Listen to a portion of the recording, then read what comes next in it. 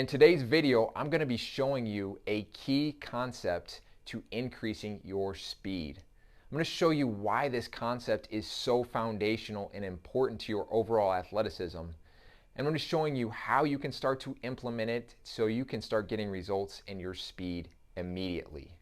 My name is Tony Douglas with Vertigo Athletics, and we turn players into athletes.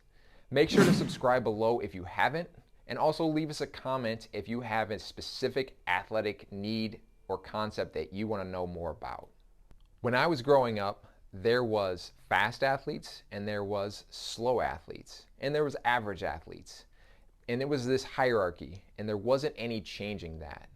It didn't matter if you were a coach, a parent, or one of the athletes. There wasn't a belief or a mindset around being able to shift or to develop into something better. And so now that technology and knowledge, and there's been books written about these things, we understand that we can enhance ourselves. We can enhance our athleticism, we can enhance our speed, and we just have to be willing to learn the concepts and also practice them. One of my favorite quotes is from Ryan Flaherty, and he said, "If every sport was played in the water, the first thing that we would do is teach every athlete how to swim." And when I think through all the sports, even for my own kids, that's not the process that we take. We don't first learn how to run before we play soccer or basketball. In fact, I went all the way through a Division I track and field program, and we still never really were taught how to run. We just were assumed to be able to do it. And so understanding these key concepts, these key techniques, will give you, as an athlete or as a coach, being able to see it, a huge advantage over probably 99% of other athletes, other coaches. And so the concept that we're going to be talking through today, it applies to everyone from the beginner level up through the pro level. It's foundational and it's fundamental to athleticism. And we refer to this concept as the brakes versus gas pedals concept. And so when we're analyzing an athlete, we first are looking at, are they on their brakes or are they on their gas pedals? How are they running? And this gives us so much information, so much feedback. Really, if you think about it, if you're on your brakes, you're slowing yourself down, you're braking your momentum, you're slowing yourself. And if you're on your gas pedals, you are using momentum, you are driving forward, you're in the correct positions to be able to accelerate. So brakes versus gas pedals. Now let's look at a video here real quick. Okay, so this very simple basic concept of brakes versus gas pedals is one of the concepts that, as I'm out at my kids' soccer games or basketball practice or even track meets, I see so many athletes. I see this missed by so many coaches, and it's such a simple concept that, to me, it shouldn't be missed. And if you can understand it, it's something that you can quickly change an athlete's whole dynamic just by understanding this very basic, simple concept of brakes versus gas pedals. All right, so I'm going to show you here real quick what that looks like, what you're looking for, and that's the only concept we're focusing on right now. We're not going to be looking at other techniques and mechanics, because in these videos there's other stuff, but we're simply talking about brakes versus gas pedals here.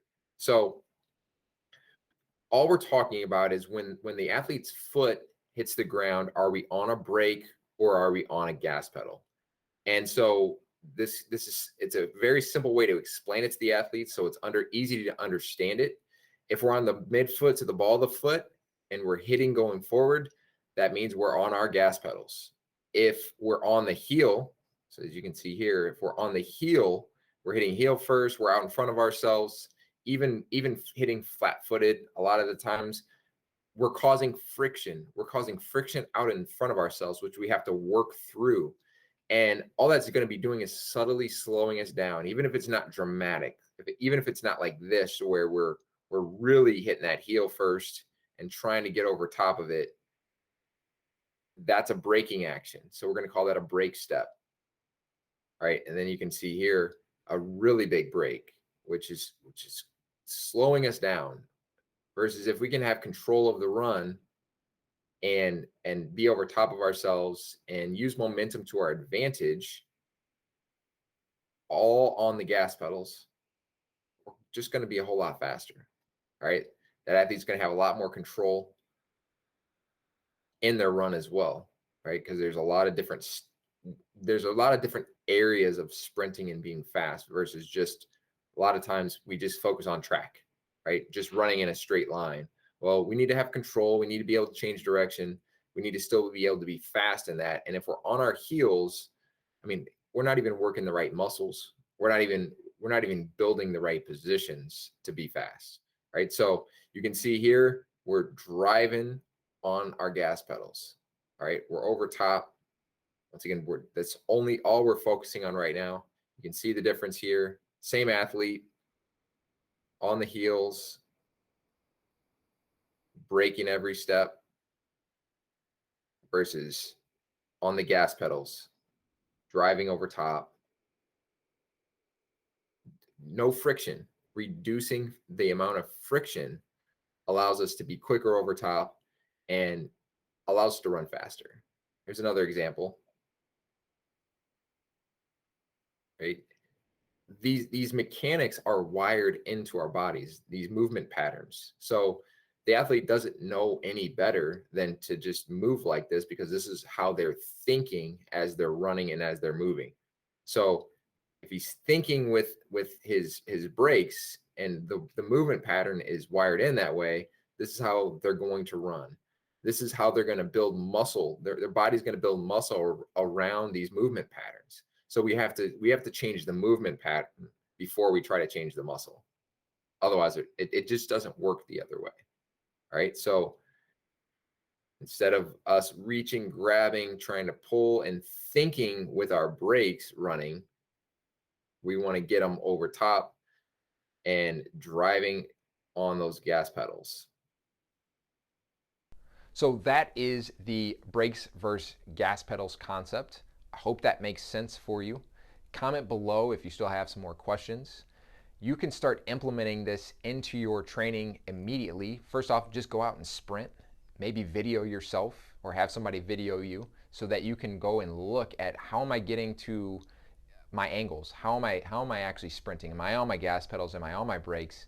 And try not to think about it for the first few runs so that you're not trying, so that you can see what am I doing subconsciously? How do I actually run?